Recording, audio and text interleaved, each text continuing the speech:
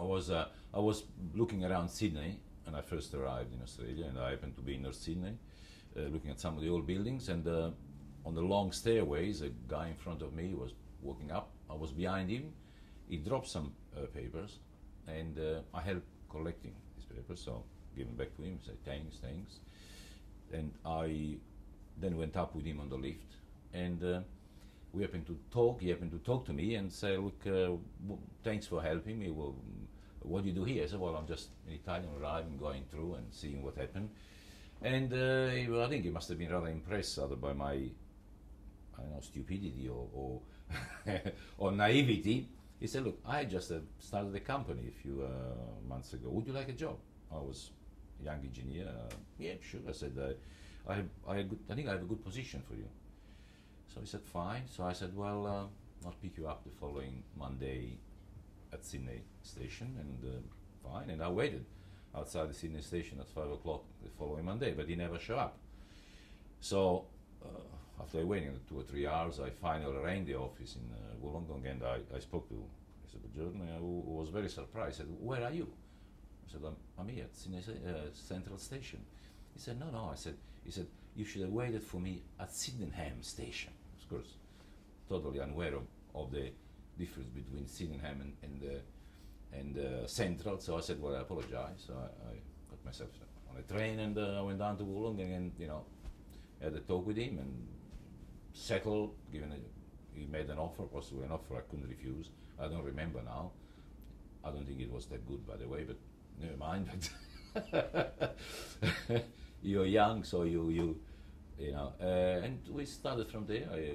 I stayed in Port Kembla with looking after the office and the engineering part of the company for 5 or 6 months, and by the time the company had bought Seven Hills, and Mr. John transferred me in Seven Hills as assistant manager, and I basically remained in Seven Hills for almost 10 years, running building Seven Hills complex, running the shop, and I then became manager a couple of years later. So the whole things developed from there. It's a very simple story. Describe to me what Transfield was like in those early days. Well, Transfield, of course, was a total different concept than it was now. It was a small, very personalized family all together. People knew each other by name. The owners, at that stage, of course, the co-owner of Transfield was also in the business as well. And there were almost daily contact with the people, the family picnic, family commitment, christening. The whole thing was almost like a family. Of course, it did change later when the number of people grew, and it's very difficult to keep contact with thousands of people. So it's definitely a very highly personalized, caring company. And do you think that's, has that sort of been part of the ingredient to its success today, to where it is today, do you think? The Italian, was it sort of Italian values that Franco brought to the company that then sort of, that combined with sort of this new, new landscape, which was Australia, that allowed Transfield to grow and diversify and do extremely well. Talk to me a bit about I think it was a combination. Basically, I would say that in those days the percentage of Italian labor would have been maybe 50-60%. The rest of the labor force was still mainly migrant, but it was made up of Spanish, Portuguese, German. There was only the small percentage was certainly the Aussie, Australian part. The Australian in those days represented possibly 5-10%. So it was not just the Italian. I think it was just the entire migrant culture that was conducive to be handled in that fashion. After all, the culture of the European culture, basically, which was certainly quite different from the culture that existed on the workplace in Australia in those days. So, does it answer your question? Yeah, and how important was it to have someone like Franco? Tell me about Franco as the head of the company in those days, and even now. You know. Well, Frank was always the the motivator, always ahead, looking at what do we do next. Often in the wrong direction, of course.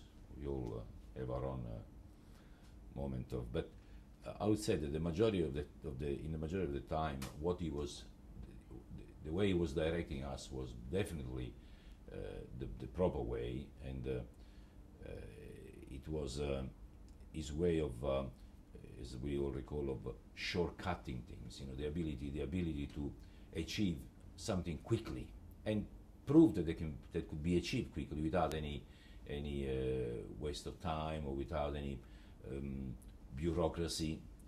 I think it was basically the total lack of bureaucracy in those days that I think it was, I would say, one of the ingredients that has made Transfield a success. The total lack of bureaucracy. There was no bureaucracy. There was just one flat level. Of course, there was respect for the owners and respect for the managers and so on, but on a different level, without too many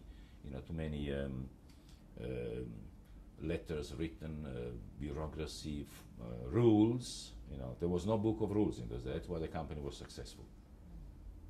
And what was it? What is it about Franco's personality that you know makes him inspire people? Well, as I said, besides being a visionary, the Franco can be very controversial. In fact, it is most of the time very controversial, which inspire people to discuss, to debate, to try to move ahead, to change things. Very quick in directing people, in reaching a decision.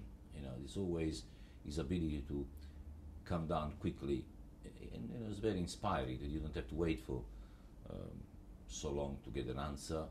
Very, a real leader. The personality of a leader, personality of a person you can follow, because you know that you'll always be there with the right, with the right answer, or with the answer, and that's important. You can always be moving in a certain direction, and even if you've gone down the wrong way, you still have time to come back and change course. And I think that was one of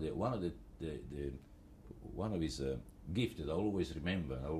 That sometimes what the instruction you gave us was the wrong one, but because of the quickness and agility of mind, we could turn around quickly and rectify it and still be ahead of what we would have been if the decision was right. So that was, I think, was an incredible gift. Because it sounds like Franco has inspired creativity in his workers, in their approach to work, in their approach to think beyond, the square, in terms of what can be achieved. I think modern creativity, because on our job, on our project, you cannot really be that much creative. We're not artists. We have to produce based on strict specification and strict performance criteria. But it inspired the ability to solve the issue, not to be restrained by or constrained by the problem, by the difficulties. The ability to look at the difficulties and know that because it is a difficulty, there is a solution, and quickly find the solution. In other words, the fast moving, the dynamic of moving fast, and that's what has always been visible in Franco, the ability to never give up, know that there is always a solution, and find the solution, and that is what has inspired us. In fact, it was almost a trait of the key executive of Transfield. The ability to solve the problem quickly, with in a very resourceful way, and that was what really we learned from him. Even today, fortunately, today you cannot adopt certain remedy that you could 10 or 15 or 20 years ago, but the concept is still here. The concept remains. It's in a different form. You might have to use the computer today, or the email, or some of the more modern gadget, but it's still here. You can still make it if you follow the concept. Describe to me, just going back to the very beginning, describe to me your first project with Transfield and what that was like. Well, my first project, as I said, modern project. I was actually the first staff personnel of the company. So I was in the office. I was looking after some design, some procurement, purchasing of material. Because again, the difficulty of the English language with early settler, so I had that sort of a key position that I was a supporting staff more than doing a project. The project was being done by the people, a few kilometers away where the office was, and I was actually supporting the team, the banking, the payroll, the drawing, the design, all that sort of supporting things which they didn't have anybody to do it. So, but then I developed from there, and I took more of a project role involvement when I was moved to Seven Hills. Then, beside building the Seven Hills complex, then I was involved with, I think the first job, if I remember, I think that Franco knows it well, was for the Commonwealth Steel. It was the first building, one of the first buildings that was erected in Port Kembla for the Commonwealth Steel, which was an industrial company in Port Kembla, very large project, and that was, if I have to refer to the first project, I would consider that to be the first project that I was involved with. It's for basically the old Australian iron steel, which is not longer in existence today. Iron steel there, Australian iron steel has gone out of. It changed to BHP a few years later, and there is now BHP Billington. So it's basically got out of the history as well.